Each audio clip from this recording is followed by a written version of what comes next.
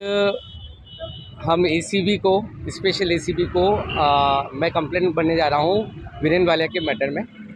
उसको जब गिरफ्तार किया उसके बाद से मैंने मेरे कार्यकाल में 2015 से लेकर 2020 तक में जितनी शिकायतें की उनकी सभी कॉपियाँ मेरे पास हैं। क्या कार्रवाई हुई क्या नहीं हुई वो भी मेरे पास है। इस मामले को कैसे दबा दिया गया वो भी मेरे पास है सारा का सारा। इसमें वीरेंद्र वालिया के साथ साथ बहुत सारे लोग संलग्न हैं। पूर्व मेयर धर्मेंद्र गहलोत उनकी ही शय पे इसने पूरा काम किया। धर्मेंद्र गहलोत ने ही हरी झंडी दी तभी ये पूरे वार्ड में लग के उसने लूटपाट मचाना चालू किया। धर्मेंद्र गहलोत पूरे शहर को लूट रहा था और ये अपने वार्ड को और वार्ड के आसपास वैशाली नगर वालों को लूट रहा था और कोई बोलने वाला नहीं, कोई रोकने वाला नहीं। आपको मालूम है जब मैंने रोकने की कोशिश करी, बोलने की कोशिश करी तो मुझे जीसी से निलंबित कर दिया गया था। सेकेंड डे फिर निलंबित कर दिया था और ज़्यादा करा तो मुझे किसी केस में फंसा के जेल डाल दिया गया था। अब चलो देर से ही अंधेर नहीं है ये हम मानते हैं। आखिरकार ये सीआर पकड़ में आ ही गया। मतलब जो चीज़ इतने 7 सालों से चल रही थी, जो व्यक्ति स्कूटर पे घूमता था आज 200 करोड़ रुपए की प्रॉपर्टी का मालिक है।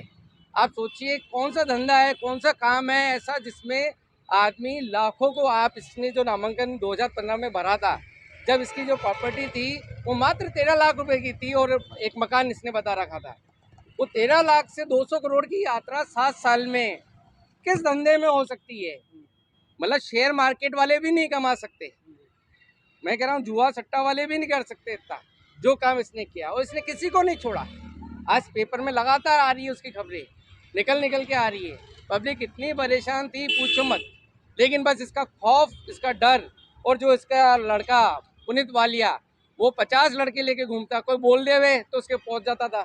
उसको धमकाने नहीं है तो सर्वर फोड़ दिए। उसके केस चल रहे हैं, सिविल लाइन्स में केस चल रहे हैं। वहाँ पे भी उसने फोर्जरी करी हुई है, वहाँ भी वो अपराधी घोषित हुआ है लेकिन पता नहीं क्यों पुलिस पकड़ क्यों नहीं रही उसको। तो इनका कुल मिला के मैनेजमेंट, पैसे का मैनेजमेंट, राजेश टंडन इसका समधी है, सरकार में है, वो अभी वरिष्ठ उपाध्यक्ष बना हुआ है नागरिक कल्याण बोर्ड में वरिष्ठ में। वो पूरा फोर्स लगाता है, वो अभी लगा रहे सारा फोर्स इनके। पर मैं एसीबी को धन्यवाद देना चाहूँगा, इनके जो डीएसपी हैं, उपाधीक्षक हैं पारसमल जी को बहुत धन्यवाद देना चाहूँगा। सिविल लाइन वाले थाने के जो अधिकारी हैं उनको धन्यवाद देना चाहूँगा कि ये बिल्कुल भी इसको कोई वीआईपी ट्रीटमेंट नहीं दे रहे हैं। एक नॉर्मल जो अपराधी को ट्रीटमेंट दिया जा रहा है सेम टू सेम ट्रीटमेंट दे रहे हैं। और सरकार को भी मैं धन्यवाद देना चाहूँगा कि सरकार ने बिल्कुल हरी झंडी दे रही है और वो जरूरी है। आप नगर निगम से जुड़े रहे हैं, इस भ्रष्टाचार के खेल में नगर निगम के अधिकारी भी संलिप्त हैं, ऐसी जानकारी आप? बिना अधिकारी के इसकी हिम्मत ही नहीं हो सकती है। किसी व्यक्ति का कोई मकान बन रहा है और उसमें ये आके धमकी दे तोड़ने के लिए, कैसे पॉसिबल है। चलो इसने धमकी दे दी, जेसीबी नगर निगम की कैसे आ जाएगी आप बताओ भाई। 100% है, इसके बिना तो पॉसिबल है ही नहीं। ये अकेला नहीं कर सकता है, ये खाता है आगे खिलाता है। जैसे धर्मेंद्र गहलोत का नाम उजागर किया, ऐसे किसी अधिकारी का नाम उजागर कर सकते हो आप? देखिए अभी वर्तमान में क्या मेरे टाइम में कौन था वो वाली बात कर सकता हूँ। वर्तमान में भी कौन अधिकारी इसके साथ क्या काम कर रहे हैं वो एसीबी की जांच चल रही है और 100% उसके सामने सारा मैटर आएगा। और मुझे पूरा विश्वास है कि एसीबी वाकई में बहुत ईमानदारी से काम कर रही है। क्योंकि मैं समझ सकता हूँ कि इन लोगों पे कहाँ से कितना दबाव आया होगा, उसके बाद भी ये दबाव को खारिज करके बहुत ईमानदारी से कर रहे हैं।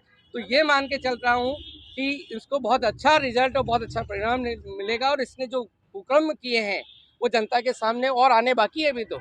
और मैं तो पब्लिक से अनुरोध करना चाह रहा हूँ कि इस जनता ने जो पैसे इसको दिए हैं 50,000, लाख, 2 लाख, 5 लाख, वो जनता आए और एसीबी को बताए कि हमसे पैसे लिए, डरे नहीं। अब तो खुल के आए, कम से कम ऐसा कोई दूसरा डाका तो नहीं डाले, डाकू तो पैदा नहीं हो कम से कम। और दूसरे पैदा होने के पहले सोचना पड़े उनको कि हम ये क्या कर रहे हैं बैठ के। जनता ने आपको चुनके बेचा है, सन से नमक में ही आटा डाल दिया पूरा का पूरा। तो जनता को आगे आना होगा और जनता को आगे आना चाहिए, डरे नहीं। ये नहीं सोचे कि भाई हम परिवार वाले हैं, धंधे वाले हैं, क्या होगा। नहीं, आगे आए, यूनिटी रहेगी, रिजल्ट मिलेगा।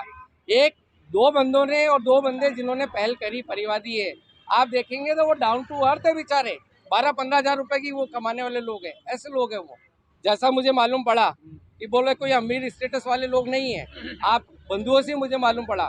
मैंने कहा ये तो बहुत अच्छी बात है, उन्होंने हिम्मत कर ली। और इतने रसूख वाले बैठे हुए हैं वो नहीं बोल रहे हैं। ठीक है, नाम बताइए। चंद्रेश सांखला, पूर्व पार्षद।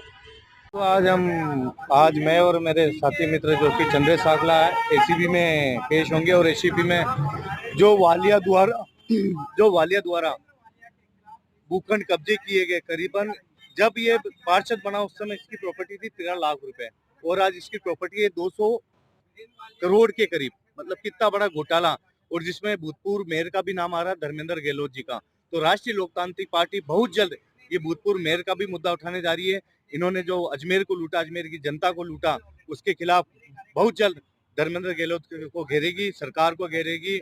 एवं उन जांच के लिए हम मांग करेंगे कि धर्मेंद्र गहलोत जो भूतपूर्व मेयर है उनकी जांच बिठाई जाए और वालिया की जितनी भी प्रॉपर्टी है, जितनी भी अवैध रूप सरकारी जमीन है, जितनी भी सरकारी जमीन पर इसने कब्जा करा है, वो तुरंत प्रभाव से सरकार अपने पक्ष में लेके और वालिया को जितनी कठोर सजा मिले उतनी कम है। और आपके चैनल के माध्यम से उनके वार्ड जनताओं को भी मैं कहना चाहूंगा, निवेदन करना चाहूंगा, आपसे जितने पैसे वालिया ने खाए हैं, आप आओ, खुल के आओ। कोई गुंडा नहीं है, ये 50 लड़के, आप कम से कम हजारों की संख्या में, तो 50 कोई आपके आगे नहीं आएगा, 1000 संख्या भारी पड़ेगी। तो खुल के एसीबी में आओ और शिकायत दो, और आपने जितने पैसे दिए हो आपके पैसे वापस वालिया से लो। आशीष सोनी, राष्ट्रीय लोकतांत्रिक पार्टी, अजमेर शहर जिला अध्यक्ष।